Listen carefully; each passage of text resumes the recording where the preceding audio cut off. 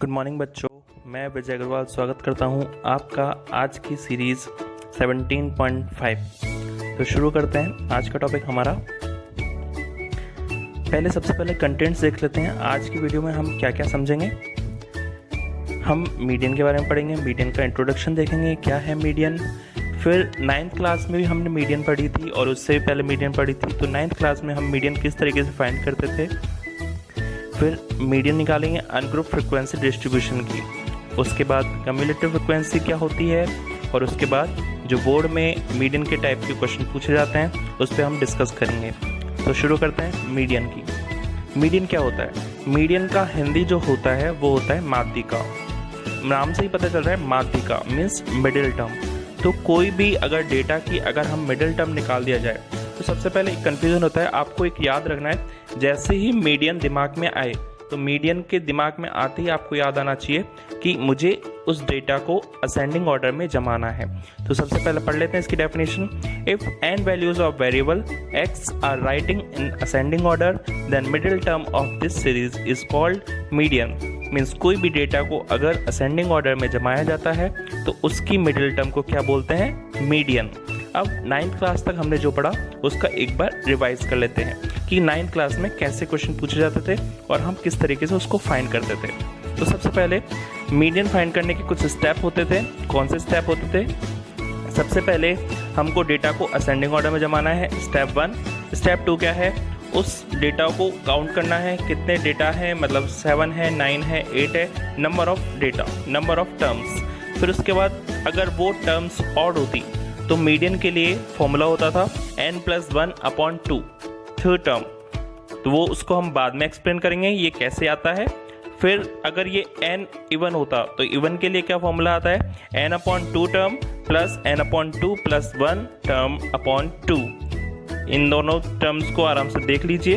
हम क्वेश्चन देखते हैं इवन का और ऑड का। सबसे पहले ऑड का क्वेश्चन देखते हैं। Find the median of following data 3, 8, 7, 5, 4, 10 and 9। सबसे पहले हम देखते हैं इनको असेंडिंग ऑर्डर में जमाते हैं। अगर इनको असेंडिंग ऑर्डर में जमाते हैं तो ये आएगा 3, 4, 5, 7, 8, 9।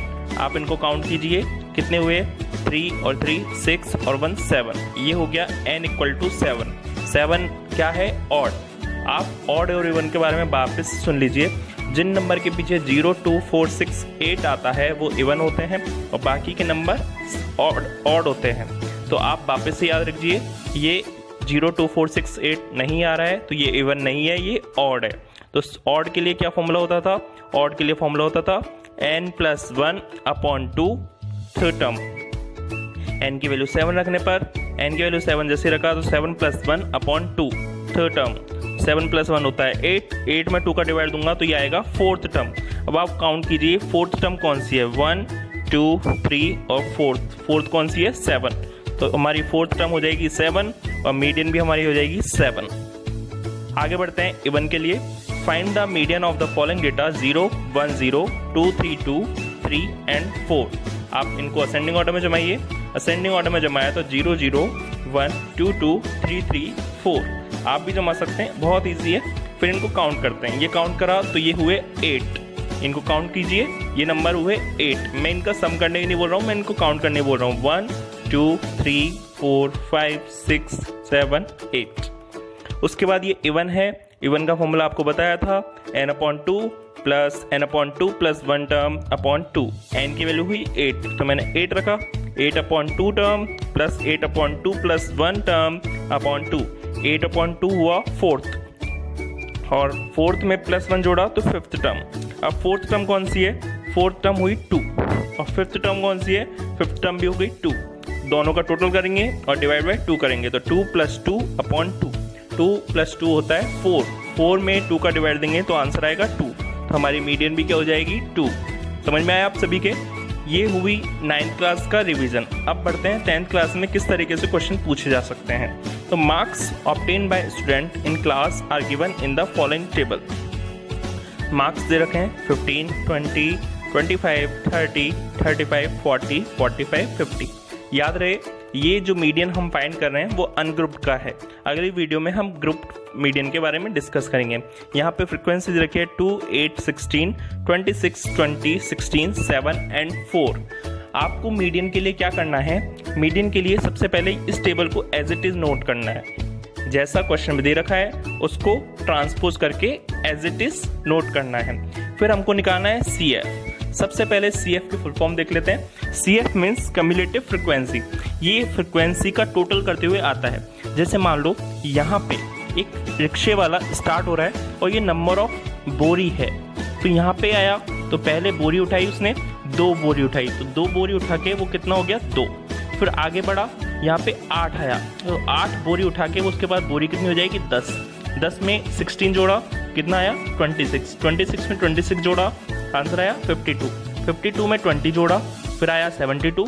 72 में 16 जोड़ा आंसर आया 18। 8 और 88 में 7 जोड़ा 95। 95 में 4 जोड़ा आंसर आया 99। आपको ये याद रहे कि फ्रीक्वेंसी का टोटल भी कितना आ रहा है 99 और CF भी कितना आएगा 99। आप वापस से देखिए, जैसे मैं फ्रीक्वेंसी का टोटल करते हुए आ रहा हूँ तो ये आ रहा है 2, फिर उसमें 8 जोड़ा तो 10, 10 में 16 जोड़ा 26, 26 में 26 जोड़ा 52, 52 में 20 जोड़ा 72, 72 में 16 जोड़ा फिर 88, 88 में 7 जोड़ा 95, 95 में 4 जोड़ा 99। ये याद रहे जो नीचे वाला है वो हमारा होता है कैपिटल N।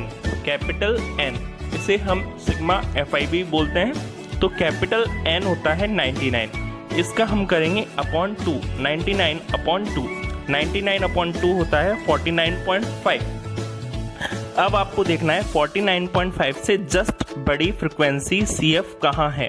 तो आप यहाँ से देखिए, आपको देखना है 49.5 से जस्ट बड़ा, तो 26 से 26 ये 52 काउंट कीजिए। देखिए 49.5 से जस्ट बड़ा 26 तो छोटा रह गया, हमने लिया 52। तो 52 के करस्पॉन्डिंग हमको x निकालना है, तो ये x कितना हो गया 30। अब वापस से देखिए CF just above 49.5 is 52 whose corresponding value is 30। हमको मार्क्स देखने हैं क्योंकि मार्क्स ही हमारा आंसर होगा, इसलिए मीडियन भी क्या हो जाएगी 30। आपके समझ में आया? नहीं समझ में आया तो नेक्स्ट क्वेश्चन आपका पूरा कंफ्यूजन दूर कर देगा। एक और क्वेश्चन समझ लेते हैं। Find the median of following data. x दे रखा है 20, 25, 30, 35, 40, 45, 50, 55। फ्रीक्वेंसी देखिए 14, 28, 33, 30, 20, 15, 13 और 7। अब इस टेबल को एज इट इज नोट करना है। अब हमको निकालना है CF। तो CF हमने निकाला, किस तरीके से फाइंड करेंगे वापस से देखिए, मैंने 14 का 14 लिख दिया। अब 14 में 28 जोड़ा तो आंसर आया 42। 42 में मैं 33 जोड़ूंगा तो आंसर आएगा 75। 75 में मैं 30 जोड़ूंगा तो आंसर आएगा 105। 105 में मैं 20 जोड़ूंगा तो आंसर आएगा 125। 125 में 15 जोड़ूंगा तो आंसर आएगा 140। 140 में मैं 13 जोड़ूंगा तो आंसर आएगा 153 और उसमें मैं 7 जोड़ूंगा तो आंसर आएगा 160। और आपको पहले ही बताया था जो नीचे वाला होता है वो कैपिटल N होता है। तो कैपिटल N का हम अपॉन 2 करेंगे। N अपॉन 2 किया तो 162 का आधा, 160 का आधा हुआ 80। अब आपको यहाँ से चलना है और देखना है कि 80 से जस्ट बड़ा। देखो पहली में 14 आ रहा है, ये तो छोटा रह गया। 42 आ रहा है, ये भी छोटा रह गया। फिर 75, ये भी 80 से छोटा रह गया। अब हम देखते हैं 105। अब नेक्स्ट टर्म जस्ट अबव है, 80 से जस्ट अबव कौन सी है 105। तो 105 के करस्पॉन्डिंग कौन सी फ्रीक्वेंसी है या फिर कौन सा x है? x है 35। तो ये ही हमारा मीडियन हुआ। तो इसको बोर्ड एग्जाम में किस तरीके लिखेंगे? CF जस्ट अबव 80 इज 105 और 105 के करस्पॉन्डिंग वैल्यू क्या है 35। तो हमारी मीडियन भी क्या हो जाएगी 35। अगर आपको थोड़ा सा भी कंफ्यूजन है तो आप मेरे कमेंट सेक्शन में लिख सकते हैं या फिर आप वीडियो को रिवाइंड करके वापस से देख सकते हैं। धन्यवाद।